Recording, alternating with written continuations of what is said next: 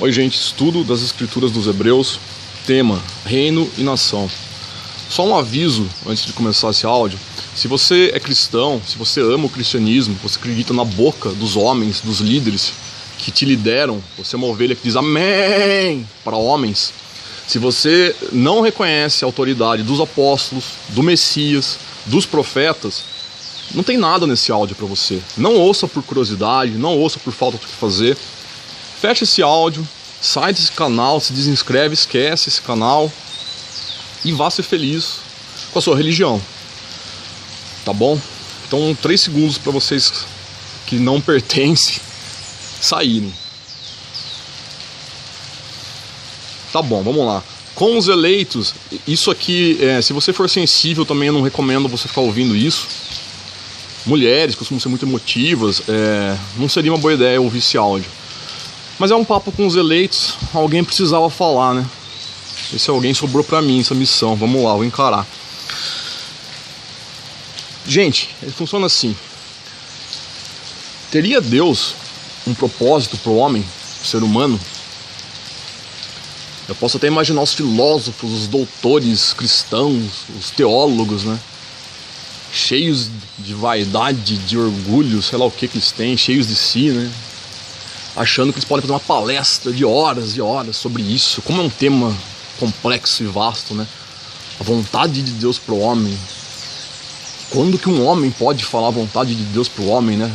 Soa até como uma coisa meio herege, será? Só que aqui tá, existe uma coisa chamada escrituras, que foram inspiradas por Deus. E nas escrituras existe sim a resposta bem clara, direta e objetiva do que é a vontade de Deus para o homem. Perceba que eu disse objetivo. Não é uma coisa que é ambígua e que exige interpretação. Está escrito de forma clara, direta e reta o que Deus espera do homem. E é uma nação. E é um reino aqui na terra. Eu vou mostrar isso nas escrituras agora. Vamos lá, começando por Efésios, capítulo 2, versículo 12 e 13. Que naquele tempo estáveis em Cristo, separados da comunidade de Israel, estranhos ao pacto da promessa, não tendo esperança e sem Deus no mundo. Mas agora em Cristo Jesus, vós que antes estáveis longe, chegastes perto pelo sangue de Cristo. Nota aqui nesse versículo 12, ó, comunidade de Israel. E fala também aqui, ó, pacto da promessa, certo? Vamos dar uma olhadinha rapidinho em 1 Pedro.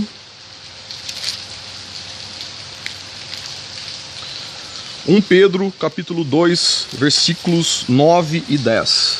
Mas vós sois uma geração escolhida, um sacerdócio real, uma nação santa, um povo peculiar, para que anuncieis os louvores daquele que vos chamou das trevas para a sua maravilhosa luz.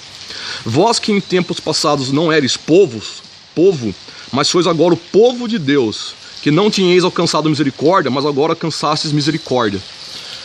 Aqui os apóstolos orientavam a igreja, no início que se formava, que eles eram o quê? Uma nação santa, uma nação, um povo.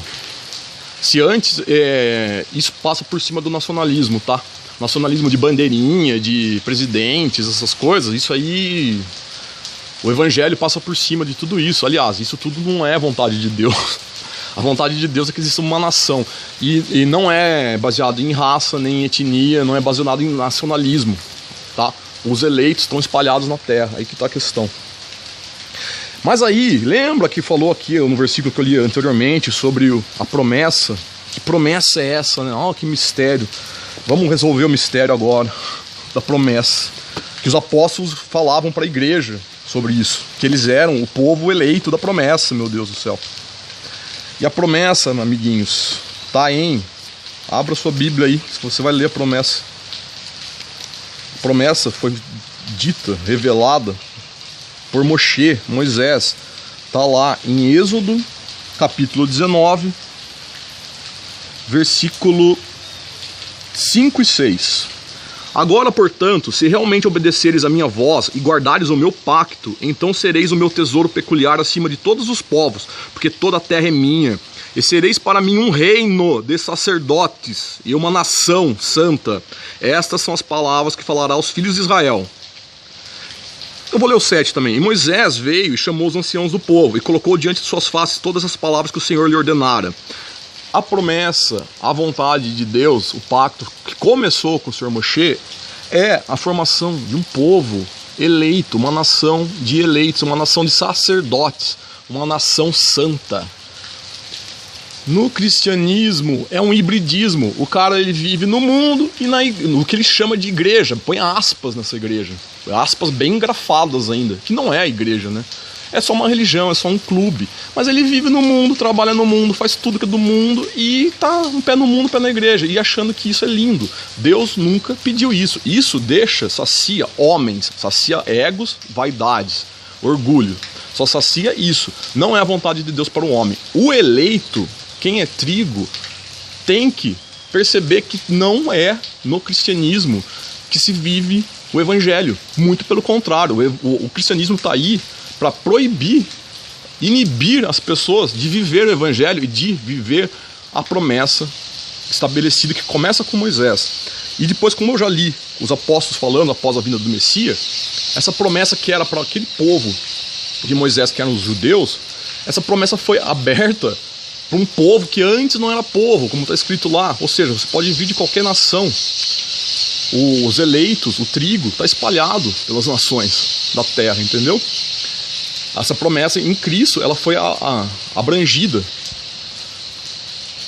Parou de ser uma coisa nacionalista, uma coisa baseada em etnia, para estar aberta a todo homem e toda mulher. Aliás, não é todo homem e toda mulher, é todo homem e mulher que foram eleitos, né, de Deus. Tá aí os versículos, lide com isso. Boa sorte. Vamos lá agora para... gente, é o seguinte. Oséias 2:23. Dá uma olhada aí, Oséias capítulo 2:23. Também é profecia para o povo escolhido. Eu não vou ficar lendo aqui. Pode ler você aí por você mesmo, na sua Bíblia. Lição de casa também. Quer ver mais sobre isso? Os profetas já falando dessa nação que viria no futuro? Anota aí, Miqueias capítulo 7, versículo do 15 ao 17. Miqueias também no capítulo 7, o versículo 20. Malaquias, profeta Malaquias, capítulo 1, do 5 ao 11. Ou aqui eu anotei, talvez seja só o 5 e o 11, enfim, dá uma olhada. Por quê? Porque a gente vai agora pro quente da história, aquilo que o pastor não conta, e eu vou contar para você, amigo. Os teólogos, os palestrantes de Deus, aí, os advogados de Deus, eles não contam para você, mas eu vou contar. Agora chegou a hora da verdade. Vamos pôr a tese, a tua religião. Vamos ver se segue as escrituras. O cristianismo rasgou as escrituras. Rasgou, chutou, pegou só os versículos que agradam a eles, né? Lucas 1. Lucas capítulo 1. Versículos do 72 ao 75. Para realizar a misericórdia prometida a nossos pais e lembrar-se do seu santo pacto. Qual será que é o santo pacto? Meu Deus do céu, acabamos de ler. Para nos salvar dos nossos inimigos e da mão de todos que nos odeiam. Para realizar a misericórdia prometida a nossos pais e lembrar-se do seu santo pacto e do juramento que ele prometeu ao nosso pai Abraão. De nos conceder que, libertados da mão dos nossos inimigos, possamos servi-lo sem medo, em santidade e justiça perante ele, todos os dias da nossa vida. Todos os dias, está escrito aí. Agora, isso que nunca é lido por pastor nenhum, em templo evangélico nenhum. Por que será, né? Senão todo mundo sai do templo, vai perceber a mentira que está vivendo. Livro de Atos, Atos dos Apóstolos, capítulo 2, versículo 44. E todos os que criam estavam juntos e tinham todas as coisas em comum. Eu vou ler de novo, nunca é lido, vamos ler, né? Vai ser a segunda vez aí na história que vai ser lido por alguém isso aqui. Os pastores não leem? Claro que não, né? É Atos, capítulo 2, versículo 44. E todos os que criam estavam juntos e tinham todas as coisas em comum. Gente, veio o Messias, ele ensinou as pessoas a viverem em uma nação a amarem uns aos outros, a viverem como uma grande família de irmãos e irmãs. E o Jesus ensinou quem? Os apóstolos. Os apóstolos ensinaram essas pessoas, que está escrito aqui, ó, e todos os que criam, eram os crentes, foram os crentes. Eles estavam juntos a cada dia e tinham tudo em comum. Quem não está junto a cada dia e não tem tudo em comum, não tem parte em Cristo Jesus. Jogou fora o Evangelho, jogou fora o ministério dos apóstolos, está vivendo uma ilusão, uma mentira, é um clube, é uma festinha, é emoção, é devoção. Eu sei que existe devoção no cristianismo, essa parte que é verdadeira, devoção, adorar a Deus em verdade e espírito, cantar louvores, tudo bem, isso aí eu reconheço que é uma devoção sincera, só que Deus pede muito mais do que isso. O que ele pede está escrito aqui, eu li para você, agora não tem mais como fugir disso, você sabe a verdade. Tem mais coisas aqui, lição de casa. Dá uma olhada aí em segunda carta de Tessalonicenses, capítulo 2, versículos do 13 ao 15. Também tem João, capítulo 17, versículo 20 ao 23. Isaías, profeta Isaías, olha lá ele falando da nação que viria no futuro. Isaías, capítulo 49, versículo 6. No Evangelho você vai ter Mateus, capítulo 21, versículo 43, aqui ele fala que os judeus perderam o reino, aquilo que eu tinha falado, que a promessa em Cristo ela se abrange e para de ser étnica para os judeus e passa a ser qualquer etnia, qualquer raça, qualquer nação da terra. É Mateus 21, 43. Dá uma olhada aí sobre a vontade de Deus. Eu não vou ler aqui que fica muito grande o áudio, mas isso aqui merecia ter ser lido, né? Marcos, capítulo 3, versículo do 31 a 35. A vontade de Deus para o homem. Ai, que mistério. Está escrito na escritura, amiguinho.